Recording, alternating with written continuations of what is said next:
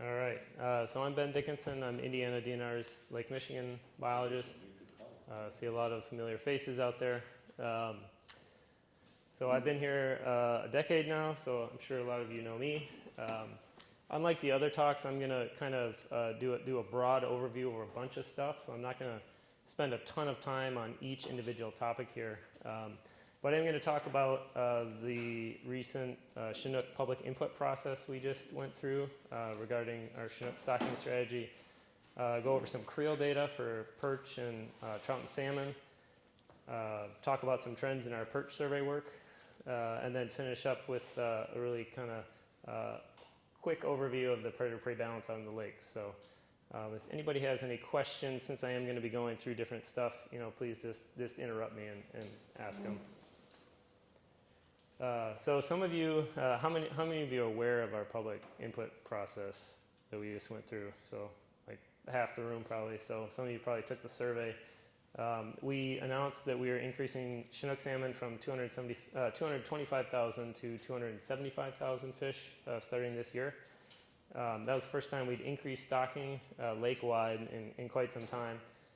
In Indiana, we thought that would be a good time to evaluate our Chinook stocking strategy. So our old strategy here, we equally split 225,000 fish among East Chicago, Portage, and Michigan City.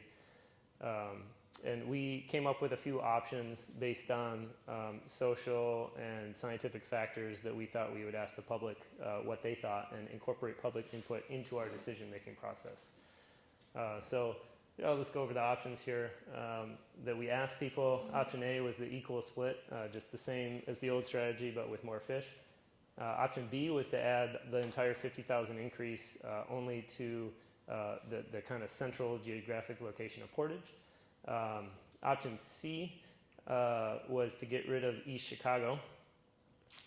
Actually, I think I had that backward, but anyways, and then more at Portage and Michigan City, splitting that 50,000 and adding 25 apiece to Michigan City and Portage.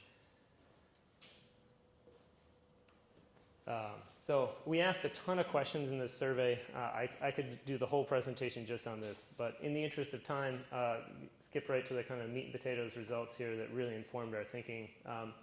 We asked everybody how acceptable each option was and how much could they live with it, could they not live with it. So the blue bars here are the percent of people that said that option was acceptable. So right away you can see there's 3 blue bars that are almost identical at about 65%. So option A with the equal split, option B, which was getting rid of East Chicago as a site, option C, putting more at Portage, and then option D, keeping all 3 but adding an increase to Portage and Michigan City. So 3 that were pretty close, and then option C there, adding more to Portage. Not nearly as many people thought that was an acceptable option.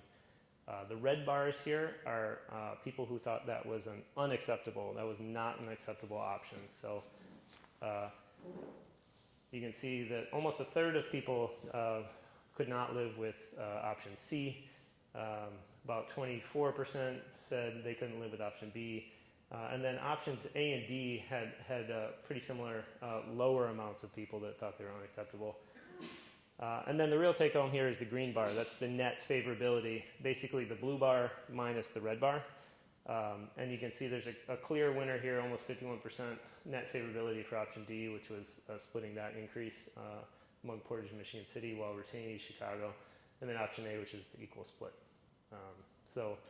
We took into a bunch of other factors into our decision making, but based on that acceptability stuff and a lot of other factors, we thought that option D was a pretty good choice because it had the highest net favorability. It was the second most preferred option, and it both maximized the number of sites. We're increasing stocking, so we didn't really want to be eliminating a site when we're increasing the amount of fish. And then it put the increase at sites that had higher usage in stream fisheries, and East Chicago doesn't have stream fishery. So we thought that best balanced kind of all of the competing factors that we look at with stocking decisions. So that was implemented this spring. In a couple years, we'll start seeing those fish return and start seeing the impacts of that. So any questions about that before I move on? How many responses did you actually get? Just over 3,000 responses. We had a couple public meetings that were very well attended, lots of feedback, and then 3,000 responses, which was actually pretty good. So we were pretty pleased, and I think it was a pretty good decision because I have not heard a single thing after we implemented it and announced it from anybody. So no news is generally good news. So I'm assuming that everybody is at least moderately satisfied. So I'm going to jump in to do a bunch of creel data. So if you've been fishing on the lake for a long time, you've probably run into one of our creel clerks. They're out there on the lakefront from March until October. Our lake creel just wrapped up yesterday. And then our stream survey runs a bit longer into December. So this is the fall stream catch rate of coho and chinook. Chinook is in the blue here, and coho is in the orange. 2007 at the early and 2023. All of these are catch rates because I have not yet actually analyzed the data. I just pulled out catch rates that are really easy to calculate. So with ongoing creel, I just pulled catch rates out. So I don't have like the number of fish caught or anything like that, just the catch rates. So you can see that in the early 2000s, our stream catch rates were much better for both coho and chinook. And then, as many of you are probably aware, starting in 2013, 2014, lake-wide survival of salmon really took a nosedive due to the declining alewife populations. We had a teeny bit of a bump up in 2017, but the success rate and the salmon runs have been fairly low in Indiana for quite some time. And then last year, we had the best chinook run in a long time. It was a really good chinook run. We had some really good survival. You know, bait populations had been rising, and we got some pretty good survival and pretty good return. So I was expecting another really good run this year, but it came down. The catch rates came down fairly considerably this year. It was a little bit underwhelming. It is interesting to note. You can see the coho and the chinook, they generally tracked each other for a long time, but in the last couple of years, we've kind of seen this divergence, which is kind of interesting, and we're hoping that with some upcoming coho coated wire tagging projects that we can kind of start examining what is going on with our cohos. One of the things, I was expecting a pretty good salmon run this fall, like I said. One of the things that I think might have really hurt us, this is the bottom temperature from the Michigan City buoy that Sea Grant runs, and Chinooks usually come in to stage near shore in mid-August and start running the streams early to mid-September and kind of peak in late September. And this is 70 degrees. It was above 7 degrees on the bottom and 55 feet of water until almost like the third, fourth week of September. So with that much warm water, no rain, I think that really hurt our salmon run this fall. And we got a great flip in the first week of October and some rain, but unfortunately we did not see a giant push of salmon then. So they may have gone elsewhere, or I'm not really sure. It's also possible we had kind of a poor year class of salmon mixed in.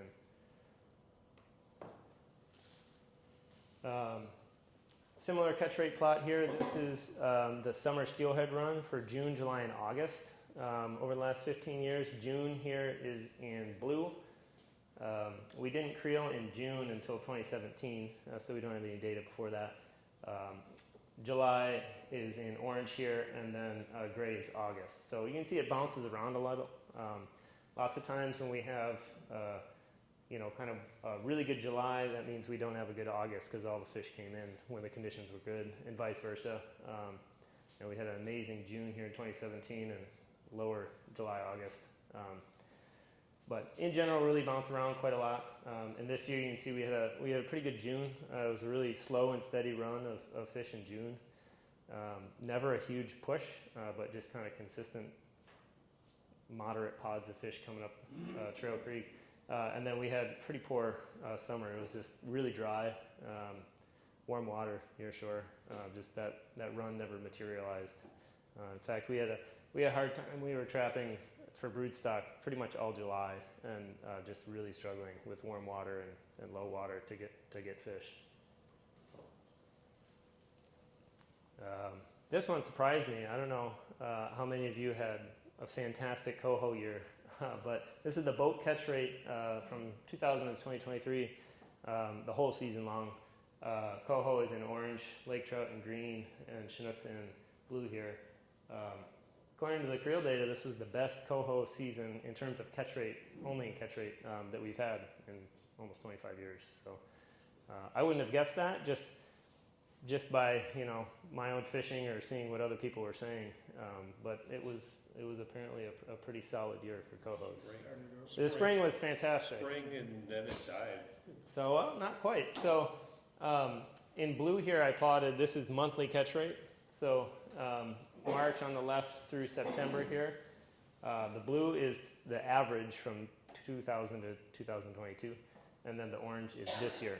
So you can see that we did have a fantastic spring in terms of catch rate. The fish were a little small, but excellent spring, March and April. And then May, June, it was pretty normal. It falls off.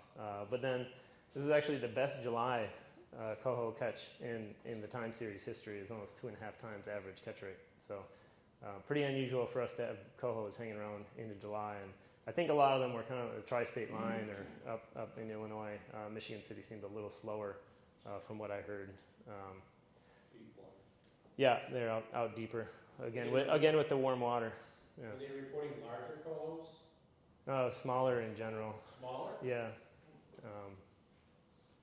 Especially the first 3 quarters of the season, probably. But I'm talking about the summer. They seem about average. I haven't looked at the. There are 4 or 5 pounds. Yeah, but kind of not the like 7, 8, 9s that we'd seen previous couple years. But I haven't analyzed the biodata that we have yet. So. And then some perch. This is boat catch rate of perch. This is a little misleading. If you were to look at this, you would say this is the best perch season in history, but it definitely was not. Perch especially is a little different than trout and salmon, because in the age of social media, people hear real quick if the perch bite is good and everybody goes out and catches perch, and they hear real quick if it's bad and nobody goes out. So just looking at catch rate for perch is a little deceiving because people only go when it's good. And people really went when it was good this spring. I don't have February data, but people were hammering perch in February. Maybe the first time in history that people might have even been catching perch in January out off Gary Light. I mean, it was the most unbelievable ice-free, calm, late winter spring in quite some time, and people took advantage.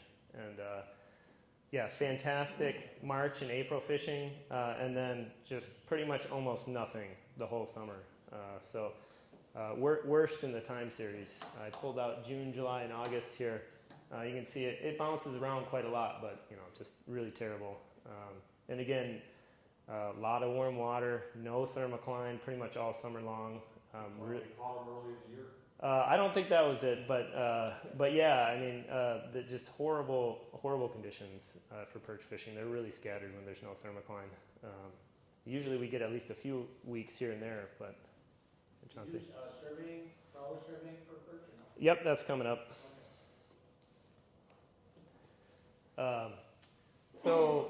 Historically, we've always done lake creel in April. We didn't start March lake creel until 2013, so I don't have data before. This was the first time since 2013 that we had a measurable catch rate in March, and I put that data point up here. So this was March, almost 4 fish an hour, which doesn't sound like a lot, but when you average it over so many people, that's a really high catch rate.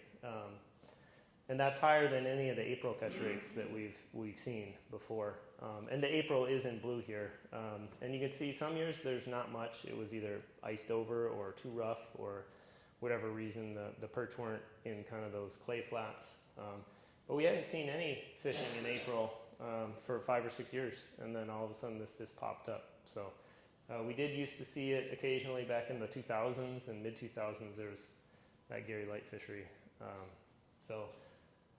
I'm not sure that this says much about the population, and more that it just says something about availability of, calm days to get out there, and the perch were there, and people heard about it, but interesting nonetheless.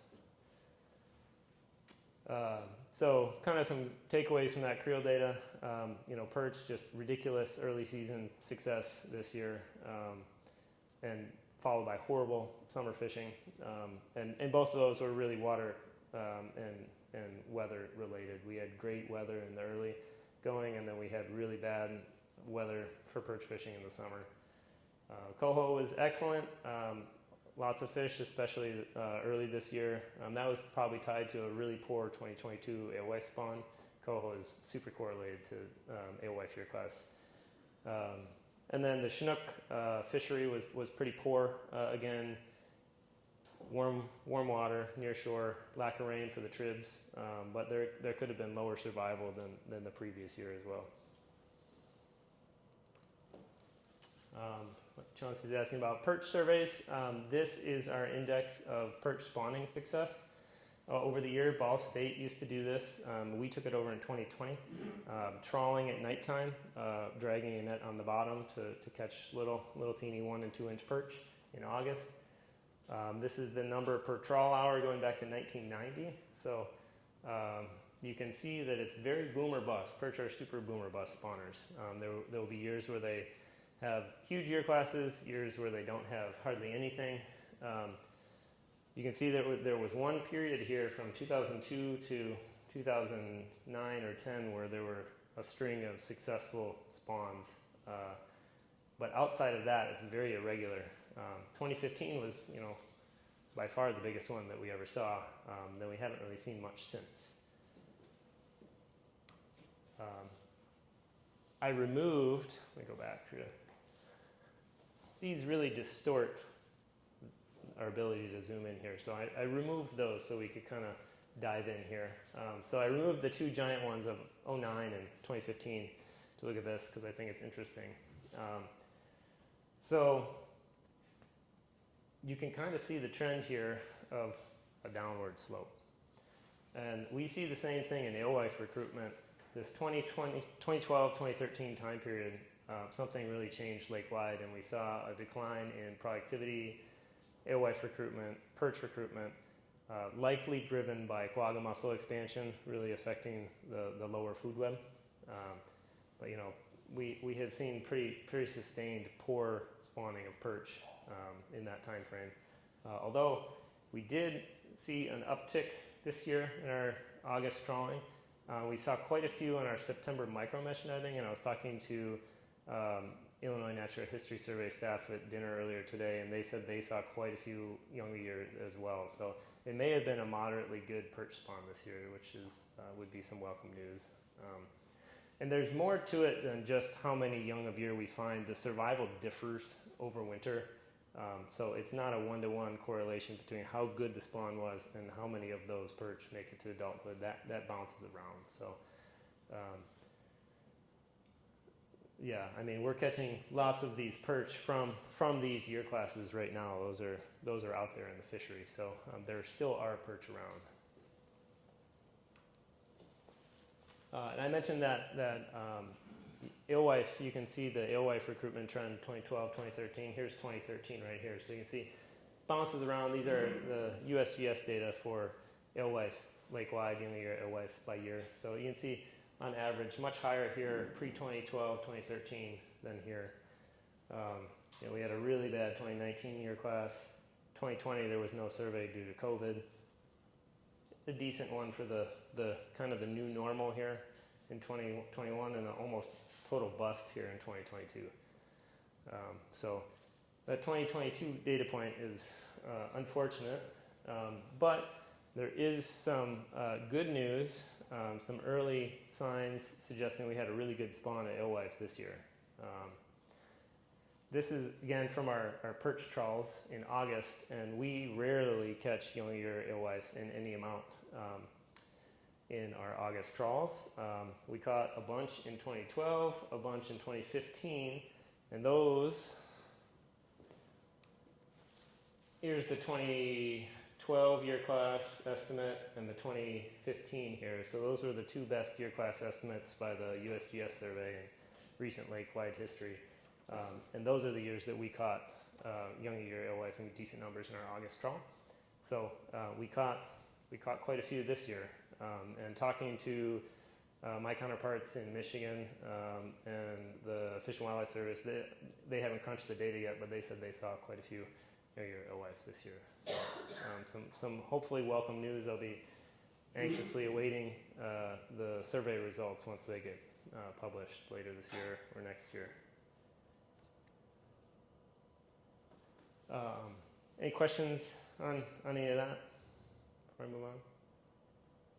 When your numbers that you get going to 275 Mm-hmm. stocking, and yeah, in 2023 you've got a good number of alewife coming, or I should say, young year alewife. Are you putting the cart in front of the horse by adding a lot of salmon to what you don't know what you have out there for them to feed? Yeah, so that's a good question. So alewife recruitment is inherently extremely unpredictable. So we're always reactionary when we're doing stocking changes, and the stocking change to increase salmon was based on, that kind of leads into this question actually. So give me a sec here, and I'll explain this to answer that question. Okay. So that's perfect segue actually. Thanks for the $5. Yeah. So the predator-prey ratio, this is our primary management tool for the salmon alewife balance in the lake. They're complicated estimation fishery models. I do not run them. I know just enough to be dangerous to talk about them. But this top line here is the estimate of the biomass, the weight of Chinook salmon lake-wide. So this is the time series going back to 1990 that this model estimates. This middle panel is the estimate of the alewife biomass. And the bottom one is simply the amount of Chinook divided by the amount of alewife. So this is a ratio of how many alewife there are to go around for the salmon that are in the lake. And we added these color zones here to indicate kind of the danger zone here in red, and the green zone here is kind of where we want to live. So as this ratio gets higher, that means there's less alewife to go around for the existing salmon in the lake. And if you're flirting with this red zone, that means you're in danger of small fish, small salmon, eating through all of your alewife population and not having enough to replenish for the future. So your sustainability is at risk once you get too many predators for the available prey.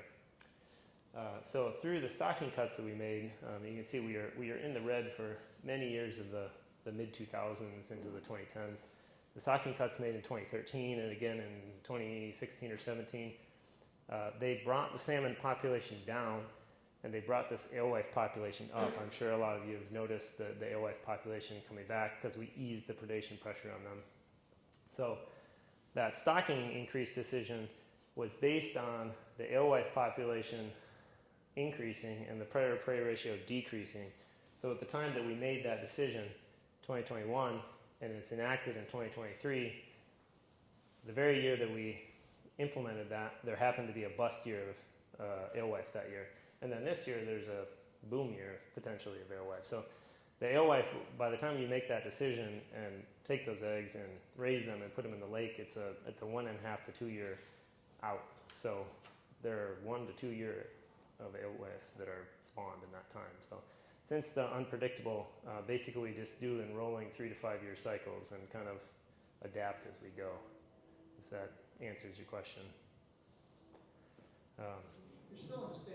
Looks like you're still in the safe. Yeah, it's this is 2022, so kind of ticking up, and we did see it. The salmon size come down. Seems to be less bait. It will probably, once this is calculated for this year, it will probably tick up again because of the bad year class. Slight stocking increase. The stocking increase lake-wide was about like 8% of the total stocked fish, and since there's so many wild fish, it was a pretty small amount in the grand scheme of things. Not to undersell it, it does increase predation pressure. But yeah, just kind of the takeaway of that, like Brian just said, we are in a decent spot with the predator-prey ratio. It is trending up, and it's something that we're always monitoring. But you know, I'm a little twitchy with last year's not great year class when we increased stocking. So there is maybe a little more pressure on the forage base, and salmon size is coming down. But you know, we did get a pretty good alewife year class. It's looking like this year, so I'm hopeful on that front. So, I mean, time will tell on that front. So that's all I had. Yeah. Just a side note, Ben. Sometimes it's easy for us to forget. 3 years ago, we were in the midst of COVID. So, if I remember right, we went to Wisconsin for eggs for kings. We got some fish from Illinois. Yeah. We got some fish from Michigan. So all that's a very abnormal situation for us. Yeah, there's definitely been quite a lot of scrambling over the last several years in terms of where to get eggs, and Michigan didn't take steelhead eggs in 2020 for the winter runs, so there's a hole in the winter run steelhead population there, but Michigan stocked some more Chinooks to offset that. We stocked a few more Skamania, so it's kind of been a lot of patchwork and adjustment as we go, and things are getting back to normal. Our guys went up to Michigan and got cohos and Chinooks this year, same place as normal. So hopefully we're kind of back to normal on that front.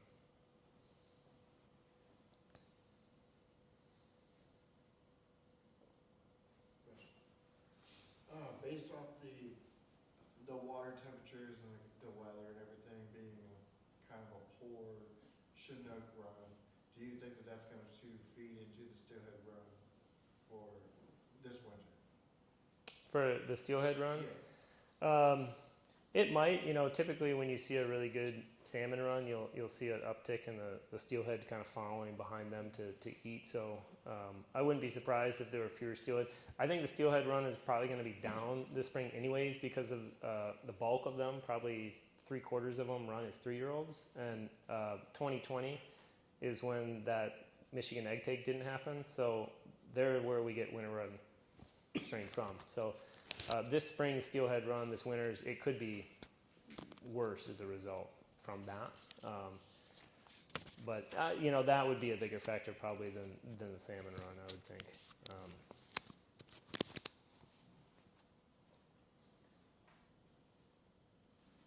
Yep, Mike, no questions? Well, back out of those catch rates, Mhm. stream, that includes St. Joe River? No, that's Salt, Little Cow, and Trail. We don't run creel on the St. Joe because we rely on the camera on the South Bend Fish Ladder.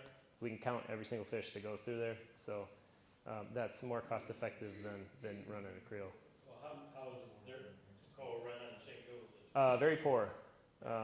That is something that we made a switch to large yearlings in 2016, and we got 2 years of stupendous returns, and then it's kind of been on a downswing ever since. So we're going to have to really reevaluate the coho program on the St. Joe.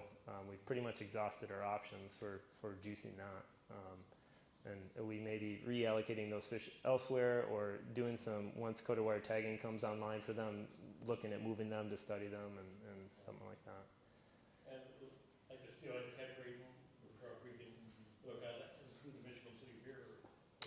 No, so the pier is part of the lake creel. So I didn't present any shore catch rates. I don't think it was a great shore year for Skamania or a boat year.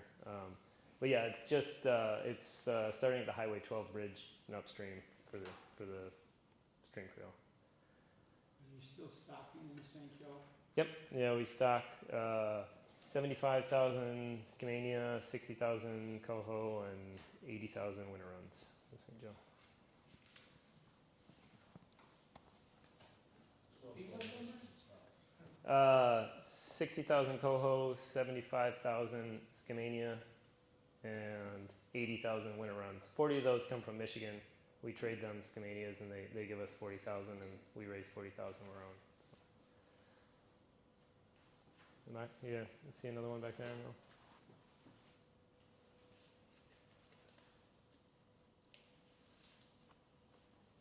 All right, thanks everybody. Thank you.